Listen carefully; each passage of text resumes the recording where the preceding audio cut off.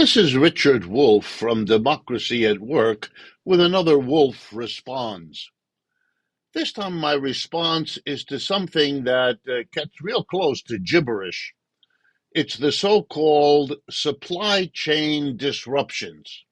It's the go-to explanation every time some embarrassed CEO or government official is asked to explain the horrific inflation that is doing so much damage to the working class of this country, and indeed of other countries that are experiencing inflations, even if many of them are not as bad as that in the United States, and their CEOs and their government officials are blabbering about supply chain disruptions as well.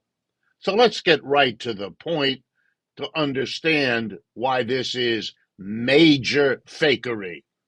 First of all, every supply chain is subject to disruptions all the time. That's what a supply chain is. There's always something in every business that can and often does go wrong. Weather interferes, transportation difficulties interfere, communication difficulties interfere, workers may go on strike, resources may run out, wars may erupt. I could go on all day. In many sizable companies, they have something called a purchasing department, usually led by a purchasing manager. And the job of that person is to expect, anticipate, plan for, and cope with, you guessed it, supply chain disruptions. You know how you do that? You have a plan B. If one supplier can't come through, you have an alternative to fall back on. If there aren't enough alternatives, you make sure there's an inventory so that you have backup on your own premises. If that isn't possible, make sure there are stockpiles. If you can't find it inside your community, go outside. Inside your country, go. This is ridiculous. This is what companies do all the time, every day. We even know it's done because half of the monopolies, the mergers that we see, are undertaken as a way of coping with supply chain disruptions. Instead of going into the market expecting and hoping to buy an input that you need for your company, you buy the other company that provides those inputs and you make the whole thing internal so you can plan on it and not risk the disruption.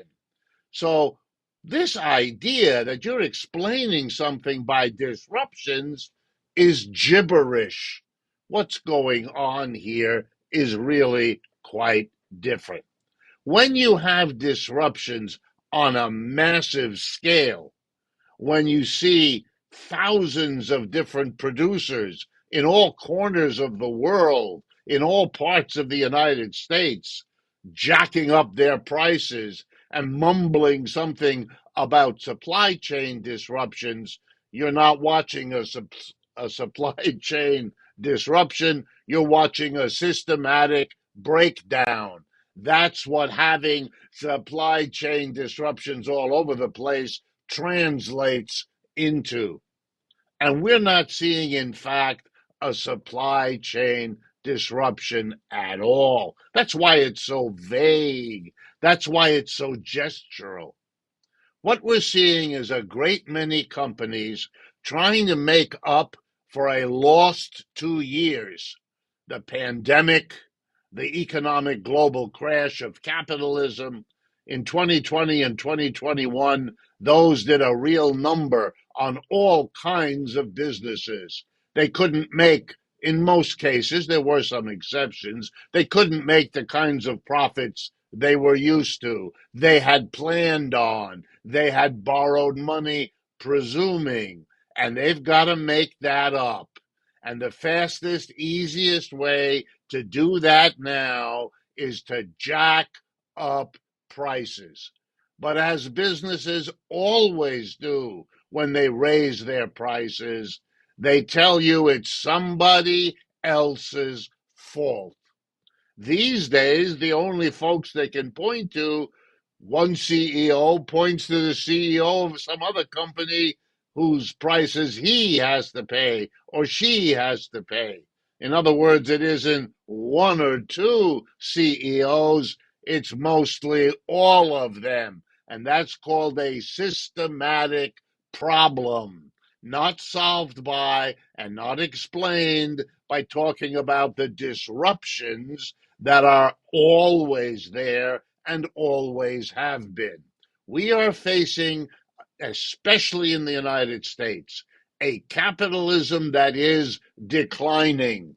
And one of the reasons you're seeing it decline are because, or is because, there are too many breakdowns. Too many parts of this system don't work. And you can't blame it anymore on this or that problem because this or that problem we could solve. It's the general failure that we can't solve, and that is so terrifying that we can't admit it. And that's why we don't understand that we have a system problem. We keep blabbering about this or that detail. The details are no longer the problem. Fixing this one or that one will not solve the problem. We have system failure, and the sooner we face it, the better the chance are that we will have enough time left to find a solution. If interventions like this, videos like this, strike you as something that ought to be part of the national conversation, and after all, that's why we make them, please partner with us, share it, show it to others. Be a partner in the sense of extending the reach into many audiences. And of course, if you can support us financially as well, our website will help you figure out how to do that. democracyatwork.info. Thanks for your attention.